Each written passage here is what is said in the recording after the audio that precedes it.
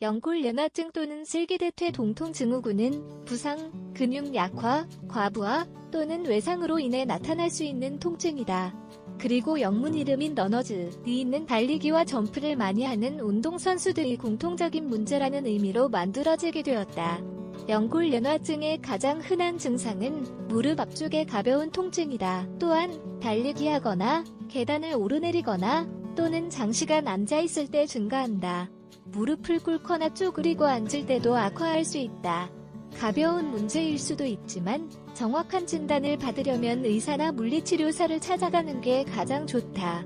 그런 다음 전문가는 재활 프로그램, 약물 치료 또는 수술이 필요한지 여부를 결정할 수 있다. 이제 일시적으로 연골연화증을 완화하는 데 도움이 되는 몇 가지 가정요법을 살펴보도록 하자.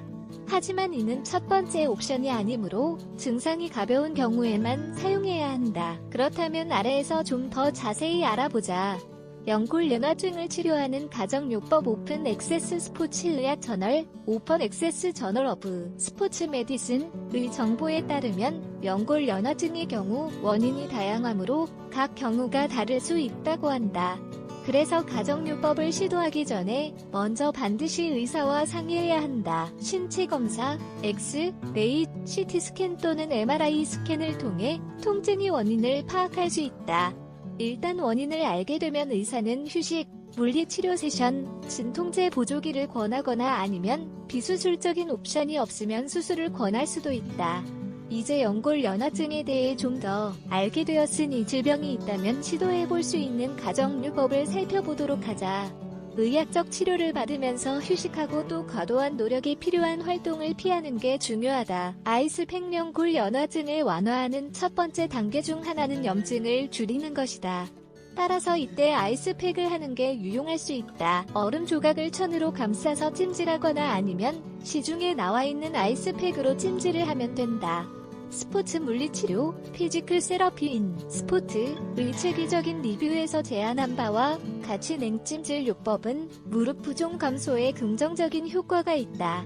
그러나 연골연화증을 구체적으로 어떻게 돕는지 확인하려면 더 많은 증거가 필요하다. 따라서 이를 유일한 치료 옵션으로 사용하면 안 된다.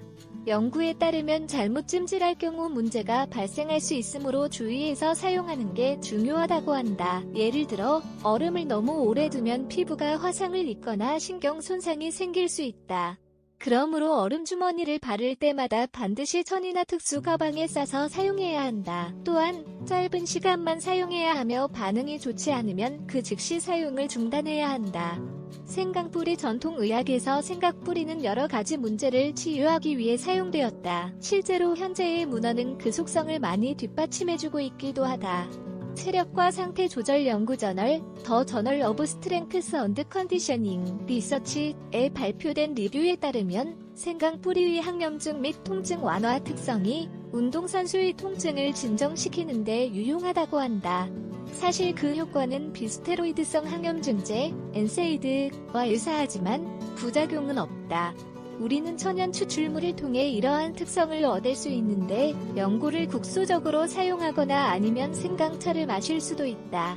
이렇게 하려면 뜨거운 물 한 컵에 생강가루 한 큰술을 넣으면 된다. 참고, 최근 연구에 따르면 생강을 섭취할 때의 부작용은 거의 발생하지 않는다고 한다. 하지만 너무 많이 섭취할 경우 복통이 발생할 수 있다. 강황과 같은 향신료도 연골연화증을 치료하는 데 도움이 될 수 있다. 1차적인 치료는 아니지만 이를 보충제로 복용하면 통증과 염증을 퇴치하는 데 도움이 된다. 유럽 응용생리학 저널, 유러피언 저널 오브 어플라이드 피지알러지의 한 연구에 따르면 강황이 주요 활성 화합물인 커큐민리 사이토카인이라고 하는 염증성 화학 물질의 존재를 감소시키는 것으로 나타났다. 덕분에 격렬한 운동 후 근육통을 완화하는데 강황이 도움이 될 수 있다. 또한 의학 저널인 약물 설계, 개발 및 치료, 드러그 디자인, 더벨러프먼트 언드 세러피는 커큐민이 관절통을 진정시키는 데 도움이 되는 항염 작용을 한다고 보고했다.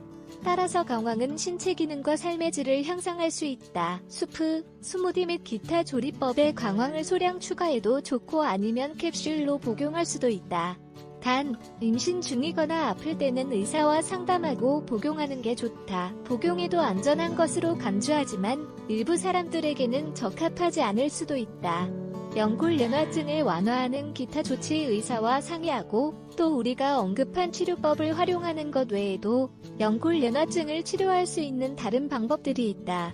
여기에는 균형 잡힌 식단을 따르는 것과 소시지, 붉은 육류, 가공식품 등의 염증성 제품을 제한하는 게 포함된다. 그뿐만 아니라 수분 섭취를 잘하고 흡연 및 음주와 같은 나쁜 습관을 피해야 한다.